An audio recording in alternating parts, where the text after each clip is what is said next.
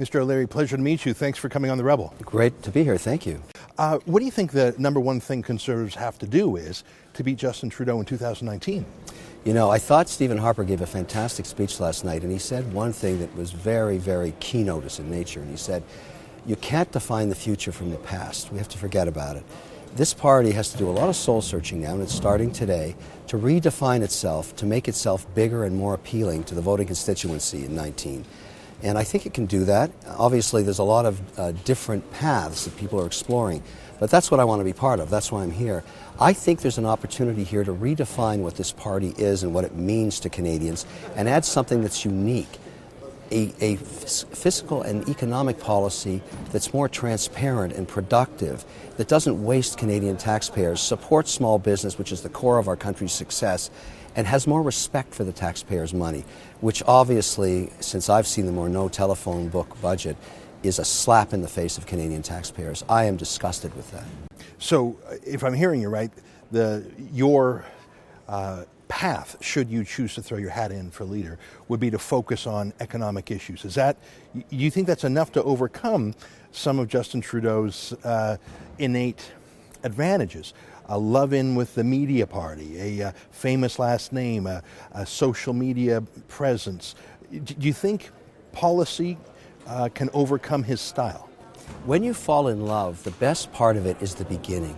It's euphoric and it's wonderful. And then after a few years of marriage, economic reality strikes. That is going to happen in this country over the next 36 months in very easy ways to measure. And let me explain what I mean. First of all, now given the policy I've seen Trudeau bring forward, he said a $10 billion deficit, then brought a 30 trial balloon, and then delivered $113 billion, which is so off the charts irresponsible, it's shocking. But three things will happen, very measurable. You don't have to make this complicated. In 36 months, if you're a millennial living in your parents' basement, getting $8 an hour as an intern, will you have a job? Not a chance in hell. Number two, the value of your home, will it go up over the next 3 years or stagnate or go down? It's probably going to stagnate or go down.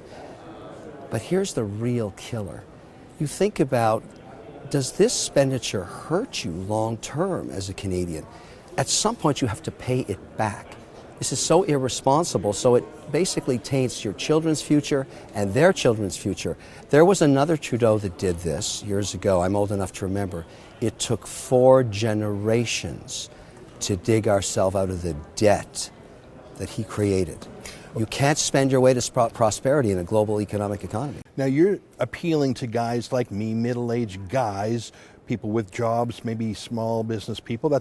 And what you're saying, I'm sold. But what about young people who have not encountered that reality, who say, well, living at home is a way to save money, and who aren't really paying taxes? They're the takers, not the makers. Aren't we facing a challenge, the same that the Republicans faced in the States? The same wave that put Obama in, put Trudeau in? Young people who say, oh, that's old man talk.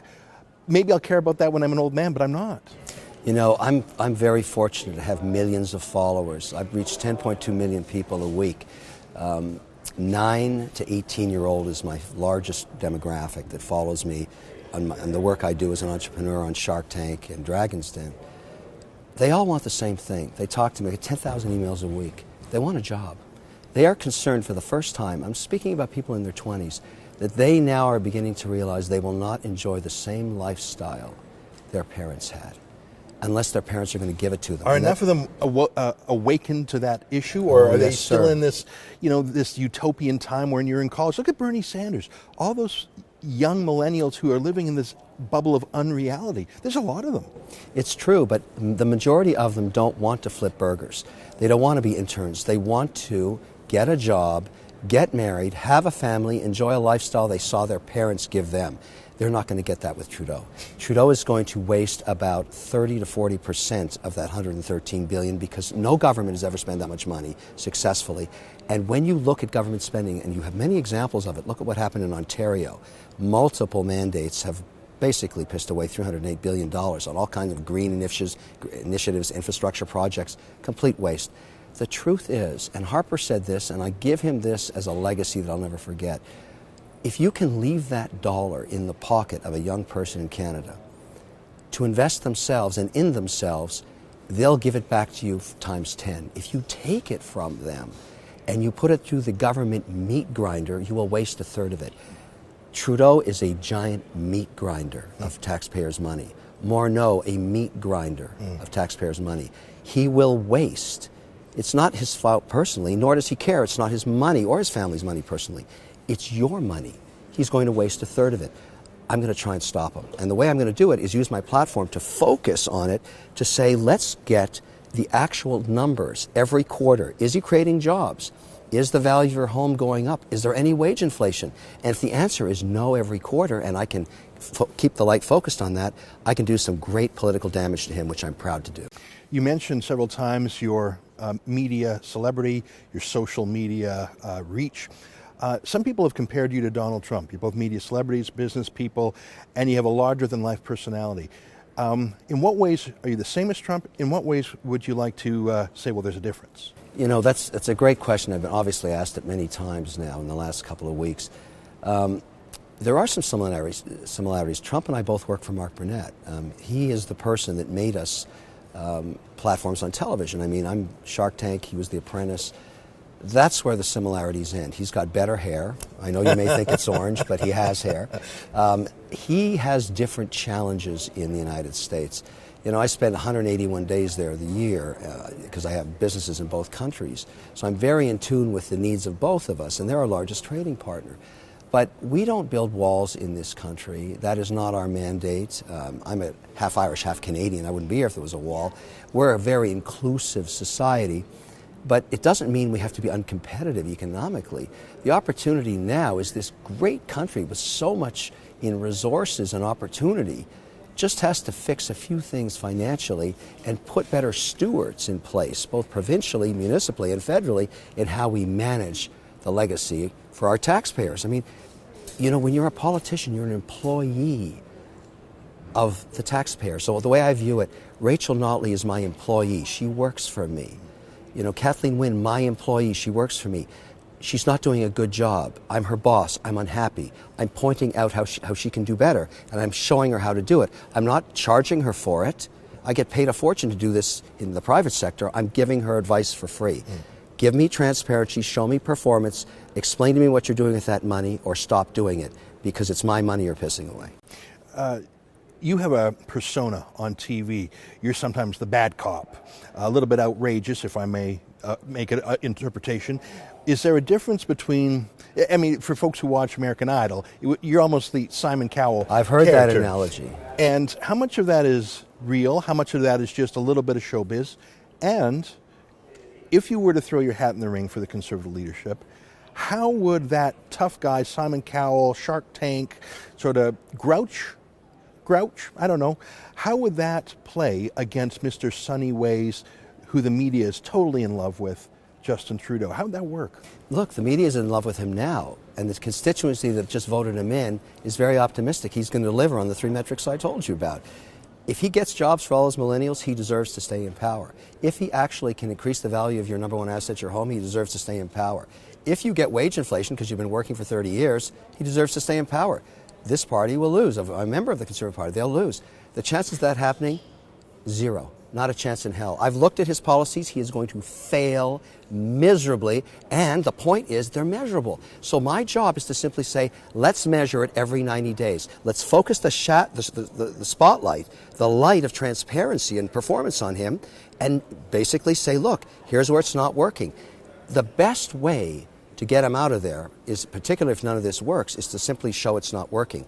Then all those millennials that voted for him will vote for somebody else that actually can get them a job, that can give you wage inflation, that can run the economy efficiently without wasting money. Trump is definitely running a tough love campaign. His book has an anger in it.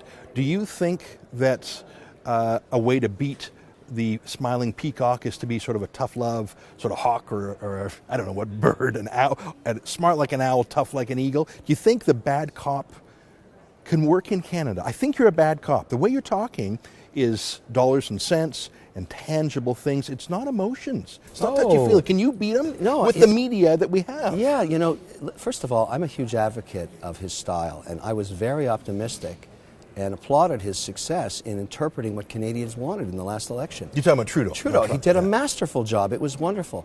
And then the first heartburn occurred for me, because, I'm a numbers guy and I'm concerned about the future of the country. He left the country for about 62 days, spent $4.2 billion, and didn't create one incremental Canadian You're talking job. about foreign aid that he gave away. It stunned me. Does he not care about the people in his own country? What about the thousands of people that are working at interns for $6 an hour that don't have a job? He spends $4.2 billion and doesn't help them? Yeah. I'm just pointing it out because it's a fact. All that right. is un-Canadian, my friend. And listen, it's not about being a bad cop or good cop. It's telling the truth. I am not a bad cop. I'm not a nasty guy. I simply tell the truth. If you can't take it, I don't care. It's still the truth. The point is, do people want to hear lies from you, or do they want to hear the truth? Well, I don't want to answer that question. Hey, you mentioned you live in the States 181 days. Yeah. The Liberals ran a candidate from Boston, named Michael Ignatieff. The Conservatives tuned him up pretty good, saying he's not here for you, he's just visiting. Do you think that that's a problem? And I want to ask you another tough question. These are just real questions. Sure. En français. A quarter of this country Right. demands a very high level of fluency. And it's not just Quebecers. Ontarians and Westerners want to say, well, even if we like the guy, if he can't connect to Quebec, what do you think about the fact that you live in the States? And I don't know what your French is. Maybe you could tell us your level of French. Are those possible impediments? Well, let's put the facts on the table. First of all, I don't live in the States. Okay. I'm a I thought you said you were there No, I 181. said I was there 181 days. Okay, that's a lot of time. I have over 30 businesses in my portfolio across the entire North American continent. So I am a Canadian resident in Ontario. I pay Kathleen Wynne's highest tax rate in North America. I sympathize. Well, I was lucky to have enough cash to buy a conservative membership. Because after being just completely, she's basically raised taxes from 46 to over 53 now. It's so uncompetitive, it's ridiculous. So you But don't think let's it's a leave problem? this You don't think no, it's a no, no. So problem? my point is, let's deal with all of your questions because they're fair. So let's be clear. I'm a Canadian resident, Canadian taxpayer, but I also do have a lot of business in the United States, our number one trading partner. My ability to have worked for decades in both countries is a huge advantage that none of these constituents have. It's unique to me. I understand how to get deals done. I know what it takes to be competitive globally. I travel all over the world because I'm involved in the mutual fund and ETF business for my investors. That's what I do. Yet I'm a proud Canadian. That's number one point. Number two, I was born in Montreal. I am a Quebecer. I understand Quebecers, and I am bilingual. Are you? Well, let me explain. I speak the language of English. I'm an English Quebecer. I also speak the language of jobs and economic fiscal policy and the ability to make Quebec competitive and deliver what the Quebecers want. They know I have their back. I'm not worried that I don't speak French or Italian or Chinese. I speak the language of jobs and fiscal policy that will make this country much more competitive and lower taxes in Quebec. That's what Quebecers want. I'm born there. Look, we're 20-something% of the country's population. We're 60% of its personality and culture. Walk downtown in old Montreal like I do all the time and understand how unique it is to Canada, as is Vancouver, as is Calgary. But Quebecers are going to give me that flexibility because jobs, their economic security, and better fiscal policy means as much as what language I speak, and perhaps even more. Would you consider a Quebec deputy leader, like a Quebec lieutenant, who would be your... I mean, listen, it's a communications job too. Sure. It's not just a policy job. Would you, if you were to throw your hat in the ring, and I know you haven't made the full yes decision, am I right to say you're still testing the waters? I'm being transparent. I'm so interested in changing the economic and fiscal policy because I think it can be so much better, and I can do such a better job at it. I have different paths. So on the Quebec issue and speaking French, I listened last night. With the exception of Harper, everybody else that attempted to speak French was painful to listen to. There's nothing worse than pandering to the Quebec constituency, of which I'm one, by trying to speak their language unsuccessfully. Be honest about it. Either you speak it well or you don't, or spend enough time to learn how to do it. I'm not obsessed. I mean, maybe I sound that way because I've asked 3 questions about it. No, but it seems to be an entry. It is. So the path for me to get what I want, and apparently, if I look at the polls, what other Canadians are concerned about, because I'm clearly ringing something that they want to hear more about, the economic and fiscal policy, I say to myself, look, 2 options for me. Number one is I do it myself. I wait to the last minute, declare my candidacy, and I form an organization, and I lead the opposition, and I eventually become Prime Minister. That's one path, okay? The other path is apparently, according to these polls, I'm the leader now, and these are very early polls. Why don't I become a kingmaker? Find somebody that I think can do a great job as Prime Minister and take over the economic and fiscal policy, which I want, that's what's really my interest, and make them Prime Minister. I'm agnostic to either path. I enjoy that opportunity and that option. But meanwhile, just to be clear and totally transparent, I'm using this platform. The fact that you want to talk to me about politics is part of the platform now to get my message across. Well, that's the thing. You've got a bully pulpit. You've got the audience. Absolutely. You've got freedom, and you don't have to do the rubber chicken circuit. I mean, you're a boss. Oh, I don't need rubber chickens. Well, you know what? Part of politics is going to every church basement, Rotary Club, and not just talking, but listening. My friend, I reach them every day. But spending the time staying in Motel 6 in a small town, is that in your blood? Are you too used to being the boss? Absolutely. I've been doing that for a decade. I've been talking to Canadians about economics, policy, business, entrepreneurialism. I teach it at McGill. But have you been listening? Of course I've been listening. Are you kidding? You know, this is why I'm here. The genesis of the fact that I'm on this stage with you in this riser right now is a very simple moment, a lightning bolt that hit me. I've been teaching graduating cohorts of engineers at Notre Dame, at MIT, at Waterloo, at McGill. Every time I teach an evening class at a Canadian university, these are graduates. I'm trying to convince a third of them to start companies. They come down to me and say, Kevin, listen, I'm graduating this year. I know you know everybody in the U.S. Can you get me a contact at Google, at Facebook, at Microsoft? I'm saying, why? Why don't you stay here? Why are you leaving the country that just educated you? You're a Canadian. You're in Waterloo, one of the best brands in engineering in the world in robotics, or at McGill, mechanical, electrical, chemical engineering. Why aren't you staying here? We just gave you an incredible education with an amazing brand. And they look at me and say, why would I want to pay 54% tax and be paid in dollarettes when I can make American dollars? And I can't start a company here. This is the most highly taxed jurisdiction for startups. I can't get anybody to come and work here. That is very screwed up. Quick snapper, you talk a lot about economics, it's your forte. Give me one or two lines on foreign policy. Do you have any thoughts or principles you follow? I do. You know, I have an experience on the island of Cyprus where I grew up as a teenager and went to school during the period when Canadians were peacemakers. And what I learned, and why I have so much respect for our military, it's the most highly educated, highly trained, and respected military in the world. And when it came, and people think peacemaking is not war. It is. It's a way of calming both sides, but you take hits from both sides. To be a Canadian peacemaker is the most coveted brand in the world. So I really worry when we choose sides anywhere in the world, when the opportunity could be to be the peacemaker and keep the peace, a much higher calling. So my attitude about our Canadian military is take it to the highest level. Give it the training and continue to support it economically and be proud of who they are, but give them the ultimate role of peacekeeper so that every country on earth would want a Canadian to keep the peace. There will be a time when ISIS is defeated and Syria will be in shambles. Who can keep the peace? Canadians.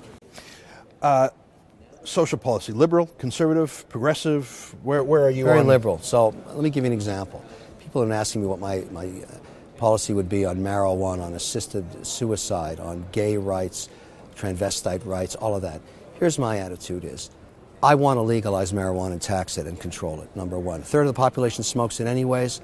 Why wouldn't I regulate it so that it's not abused by criminals, number one. Number two, my dad is a Swiss citizen, he's my stepdad. I've seen the benefits of assisted suicide in Switzerland. We must have it in Canada. It is a compassionate way for families to make peace with elders in a way of respect for them and out of their own wishes should they not want to suffer. I would like to drive that through in policy here. You know, anything to do with your happiness as an individual, the state has no right to be in your bedroom. I don't care if you want to marry a goat. I'm for it. I really am. I completely want Canadians to find their happiness while they live on Earth. But what I really want to provide for them is a much better platform economically, competitively. I want to support small business. I want to reduce their taxes. We've got to make some choices in this country about how we manage it. And it's so poorly managed with such mediocre leaders that are bordering on stupidity sometimes in their policies. And perhaps we're asking too much from them because they've never run a business, ever. They've never made payroll. poor, Rachel Notley or Kathleen Wynne, they don't know what they're doing, and maybe we shouldn't expect it from them. Let's take them out of their misery and pain and put somebody in there that can run those places. You've been generous with your time. When do you think you're going to make a final no-go decision about running? Well, it looks right now as I talk, there's a lot of activity going on in the halls. Last night was the most interesting evening you could have. I mean, this is why this thing really works. The real deals are going on in the bars and the hotels around here. So it looks to me like the real traction for all of those interested in pushing forward their candidacy, their mandates, is going to be January. And that's when you think you'll have a decision? Well, for me, I can wait till the last night because, I reach 10.2 million people a week now. I mean, the key for me is how fast can I put But are they in the party? Party had a very high $25 membership fee. Some folks said it was to keep you out and to let That's a really stupid policy, by the way. Was it an anti-O'Leary policy? No, it's not. It's just a stupid policy. It's an anti-conservative party because what they should do is make it 1 cent and make you register and get your data like the Liberals did.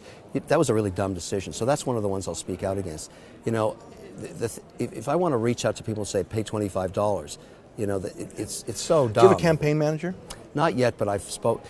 It's a wonderful thing. I mean, I'm getting lots of interesting people coming forward. I feel I could put my organization together in 48 hours and then just go and do it. So I'm not really compelled to declare anything. But remember, my objective, my transparency with you is economic fiscal policy. Yeah.